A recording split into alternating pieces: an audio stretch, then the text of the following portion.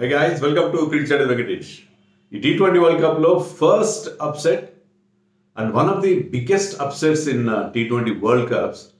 నిన్న చూసాం పాకిస్తాన్ని United States of America team ఓడించింది. అది కూడా సూపర్ ఓవర్లో ఒక థ్రిల్లింగ్ మ్యాచ్లో వాళ్ళు ఓడించారు. గతంలో కూడా అప్సెట్స్ చూసాం. లాస్ట్ T20 వరల్డ్ కప్లో కూడా ఐర్లాండ్ డిఫీటెడ్ ఇంగ్లాండ్. కానీ అది వేరే, ఆ సంగతి వేరే. ఇలాంటి ఒక చిన్న team United States of America వాళ్ళు ఆడినవన్నీ 30 T20 ఇంటర్నేషనల్స్ ఆడారు ఇప్పటివరకు. దాంట్లో వాళ్ళు అన్ని చిన్న దేశాల మీద, చిన్న అసోసియేట్ నేషన్స్ మీద ఆడారు. జింబాబ్వే మీద, బంగ్లాదేశ్ మీద, ఐర్లాండ్ మీద ఏదో 4-5 మ్యాచ్లు ఆడుంటారేమో మొత్తం పెద్ద టీమ్స్ మీద, సోకాల్డ్ బిగ్ టీమ్స్ మీద. ఫస్ట్ టైం వరల్డ్ కప్ ఆడుతున్నారు.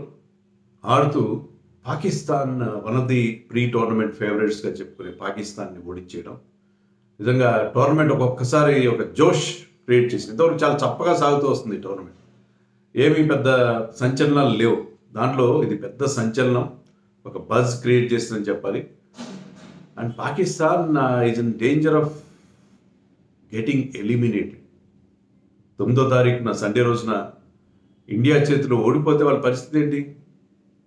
USA will have a better chance of qualifying. అంటే వాళ్ళు మిగతా మ్యాచ్ గెలవాలి ఆఫ్ కోర్స్. సో ఇప్పటికే కెనడా మీద ఒక మ్యాచ్ గెలిచారు ఆల్రెడీ. ఇప్పుడు టేబుల్లో టాపర్గా ఉన్నారు, ఇండియాని కూడా దాటుకొని మన గ్రూప్ ఏలో. So USA has every chance of qualifying if India defeats Pakistan on Sunday. So Pakistan చాలా దారుణమైన పరిస్థితుల్లో కనిపిస్తుంది. అండ్ దారుణంగా ఆడారు కూడా మ్యాచ్లో. మ్యాచ్ USA గెలిచిందంటే వాళ్ళ క్రెడిట్ని వాళ్ళ నుంచి క్రెడిట్ తీసుకోవడం కాదు, కానీ Pakistan the way the batted, bold and fielded. Ground fielding అని క్యాచ్లో వదిలేయడం, గ్రౌండ్ ఫీల్డింగ్ దారుణం, ఓవర్ త్రోస్, బౌలింగ్ పర్వాలేదు. అంటే స్టార్టింగ్లో కాకుండా చివరిలో బాగా కంబ్యాక్ అయ్యారు. Second half of the USA ఇన్నింగ్స్లో దే బౌల్డ్ వెల్, వాళ్ళ ఎక్స్పీరియన్స్ బౌలర్స్. బట్ బ్యాటింగ్ దారుణంగా ఉంది, ఫీల్డింగ్ దారుణం. దాంతో పాకిస్తాన్కి ఒక ఘోర అవమానం తప్పలేదు.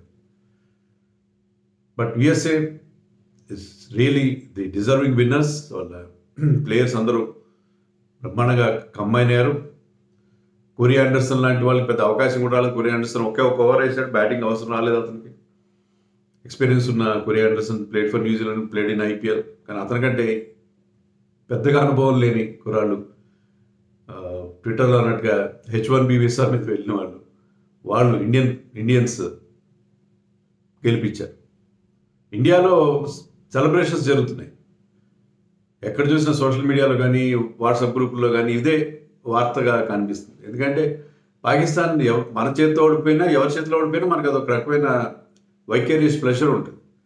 అందులోనూ ఆ విజయంలో మన ఇండియన్ ప్లేయర్స్, అంటే ఇండియా నుంచి వెళ్ళిన ప్లేయర్స్, NRIs అనండి, వాటెవర్, వాళ్ళకి టీమ్ కెప్టెన్ మనోహర్ పటేల్ కానీ, సౌరభ్ నేత్రవల్కర్, తర్వాత ఇంకొక వెరైటీ నేమ్ కెంజిగే, హర్ష్ కెంజిగే, వీళ్ళు కీ రోల్ ప్లే చేయడం. వీళ్ళందరూ కూడా ఇండియా నుంచి వెళ్ళినవారు. సో దాంతో మనకి ఇంకా హ్యాపీగా ఉంది. ఎందుకంటే ఇండియన్ బీ టీమ్ వాళ్ళని ఓడించింది అన్నట్టుగా కూడా హ్యాపీగా ఫీల్ అవుతారు. But it was a sensational win. USA team ఎలాంటిది అనేది ఫస్ట్ మ్యాచ్లో కెనడా మీద చూపించారు. Aaron Jones was the hero then. Bold and 6లు బాదాడు ఆ మ్యాచ్లో అతను. అక్కడ కొన్ని రికార్డ్స్ క్రియేట్ చేశారు. ఇక్కడ it was low scoring match. అంతా లో స్కోరింగ్ నడుస్తుంది కదా. ఈ లో స్కోరింగ్ మ్యాచ్లో Pakistan had to bat first after losing toss. 159 మాత్రం చేశారు. 159 మాత్రమే చేశారు వాళ్ళ 10 ఓవర్స్లో. పవర్ ప్లేలోనే వాళ్ళ పని అయిపోయింది. 23 for 5, 25 for 3 అంత పవర్ ప్లేలోనే. 5th ఓవర్కే 3 వికెట్లు పడిపోయినాయి. Netravalkar gave the first break to Rizwan, out చేశాడు. బ్యూటిఫుల్ క్యాచ్ బై జోన్స్ కూడా, జోన్స్ ఇన్ ద స్లిప్స్. తర్వాత కెంజిగే అండ్ అలీ ఖాన్ చెరొక వికెట్ తీశారు. సో వాళ్ళు స్టార్టింగ్లోనే ఇబ్బంది పడ్డారు. అండ్ బాబర్ తనదైన స్ట్రైక్ రేట్తో, అంటే వికెట్స్ కూడా పడుతున్నాయి కానీ బాబర్ 100 స్ట్రైక్ రేట్తో ఒక 40 చేశాడు. బట్ 3 వికెట్లు పడిన తర్వాత there was a partnership between Babar and Shadab Khan. 25 balls-లో 40 చేసాడు. He was the only batsmen who looked aggressive and attacking. ఎవరు కూడా పెద్దగా ఆడని పరిస్థితి. కానీ షాదాబ్ ఖాన్ని అవుట్ చేశాడు కెంజికే. కెంజికేకి 3 వికెట్లు ఇచ్చి కెంజికే అవుట్ చేశాడు షాదాబ్ ఖాన్ని. తర్వాత నెక్స్ట్ బాల్కే ఎల్బిడబ్ల్యూ అవుట్ చేశాడు ఆజం ఖాన్.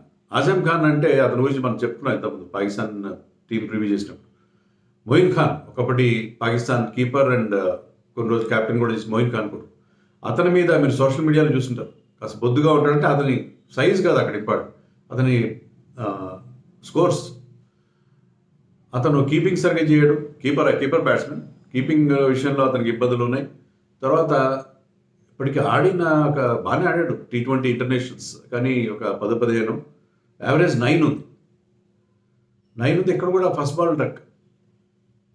మళ్ళీ దాని రివ్యూ కూడా చేశాడు LBW plum in front. But review చేశాడు. ఆ రివ్యూలో అంపైర్స్ కాల్ వచ్చింది. ప్లమ్ ఇన్ ఫ్రంట్ కాకపోవచ్చు bus. Okay umpires call out వచ్చింది. బట్ అతను ఎందుకు ఆడిస్తున్నారు, నెపోటిజం, మొయిన్ ఖాన్ కొడుకు కాబట్టి ఆడిస్తున్నారు అని చెప్పి చాలా అతని మీద ట్రోలింగ్ జరుగుతూ ఉంటుంది. సో ఆజం ఖాన్ అవుట్ అయ్యాడు. అంటే వాళ్ళకి అంత పెద్ద ఛాయిస్ కూడా లేదు. ఉస్మాన్ ఖాన్, ఆజం ఖాన్ లాంటి కొంత యంగ్స్టర్స్ని తీసుకొచ్చారు. వాళ్ళు తప్ప వాళ్ళకి వేరే ఛాయిస్ కూడా ఉన్నట్టుగా లేదు. తర్వాత ఇఫ్తిఖార్ ఒక 18 అంతా చేశాడు. ఎవరు కూడా లాస్ట్లో కొద్దిగా షాహిన్ అఫ్రీది కొన్ని షాట్స్ కొట్టడంతో ఆ 159 వచ్చింది. అది కూడా వచ్చిండేది కాదు. అండ్ వెరీ ఇంప్రెసివ్ వీళ్ళ bowling. 3 wickets for Kenjige, 2 for Netravalkar, 2 for 18 అనుకుంటా ఫిగర్స్. చాలా ఇంప్రెసివ్, చాలా వెరీ ఇంప్రెసివ్. ఫస్ట్ పవర్ ప్లేలోనే 3 overs వేసాడు, 8 runs ఇచ్చాడు. సో పవర్ ప్లేలోనే మేము మ్యాచ్ పోగొట్టుకున్నాం అని చెప్పి బాబర్ కూడా అన్నాడు మ్యాచ్ తర్వాత. సో 159 మాత్రమే చేశారు అనుకుంటున్నాను. అండ్ ఫస్ట్ వికెట్ పడినా సరే they look very good. USA మంచి పార్ట్నర్షిప్ చూసాం between Monank Patel and who is the other guy, number 3 lord player పేరు మర్చిపోయాను. ఓకే, వాళ్ళిద్దరు మంచి పార్ట్నర్షిప్ చూసాం. మంచి పార్ట్నర్షిప్ వచ్చింది. 104 for 1. 13 overs అయ్యేసరికి 104 for 1 అంటే ఇంకా 42 balls 56 runs ఎన్ని వచ్చాయి. 42 balls 56 is easily gettable. 9 wickets in hand. కానీ నెక్స్ట్ ఓవర్లో బ్యాట్స్మెన్ అవుట్ అయ్యాడు. నెంబర్ 3 ఎవరబ్బా, సరే గుర్తురాదు. ఓకే, లివిట్ అవుట్ అయ్యాడు. తర్వాత వాళ్ళ క్యాప్టెన్ కూడా నెక్స్ట్ ఓవర్లో మనక్ పటేల్ అవుట్ అయ్యాడు. 50 చేశాడు. He got the player of the match award. But my player of the match is Netravalkar. అక్కడ వాళ్ళకి ట్రబుల్ స్టార్ట్ అయింది. జోన్స్ ఉన్నాడు అక్కడ. జోన్స్ కొన్ని షాట్స్ కొడుతుంది కానీ వీళ్ళు ప్రమాణ కమ్బ్యాక్. 16th ఓవర్లో షాదాబ్ ఖాన్ 11 runs ఇచ్చినప్పటికీ ఆ తర్వాత 3 oversలో నసీం షా కానీ, షాహిన్ అఫ్రీది కానీ, మహమ్మద్ అమీర్ కానీ 6 overs 6 runs ఒకరు, 7 runs ఒకరు, 6 runs ఒకరు. సో ఆ 3 ఓవర్లు కలిపి వాళ్ళకి ఎన్ని వచ్చాయి రన్స్? 19 runs మాత్రం వచ్చాయి. 17 to 19 ఓవర్స్లో 19 runs మాత్రం వచ్చాయి. సో అక్కడ స్క్వీజ్ చేశారు. నితీష్ కుమార్ కాస్త స్లో అయ్యాడు. అంటే అతను కూడా అవకాశం. జోన్స్ కూడా షాదాబ్ బౌలింగ్లో ఒక 4 కొట్టాడు ఆఫ్ లాస్ట్ 4 ఓవర్స్లో before the final over. From over number 16 to 19లో ఒక బౌండరీ వచ్చింది వాళ్ళకి. So very tight bowling by this experienced lineup. 4 top class పేసర్స్తో వాళ్ళు బరిలోకి దిగారు. కానీ హరీష్ రావు లాస్ట్ ఓవర్ వేసే టైంకి 15 runs కావాలి.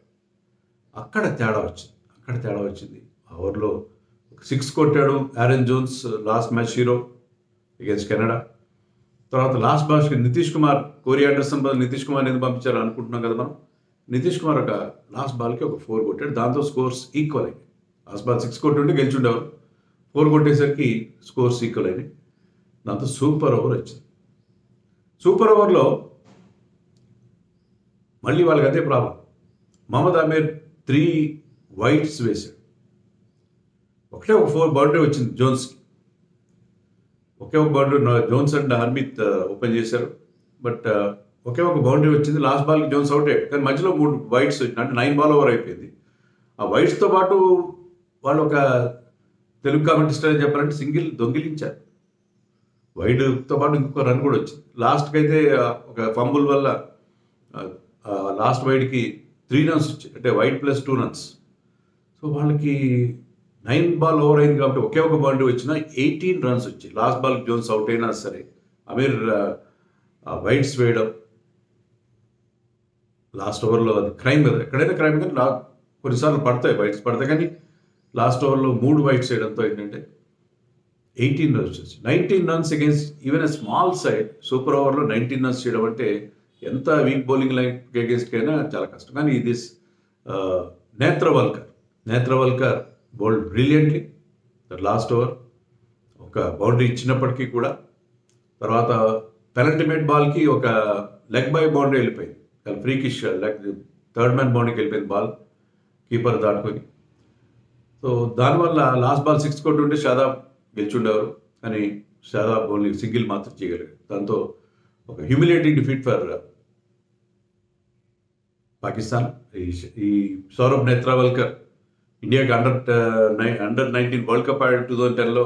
బాబర్ ఆ మ్యాచ్లో కూడా ఆడాడు బాబర్. అప్పుడు ఇండియా పాకిస్తాన్ చేతిలో ఓడిపోయింది.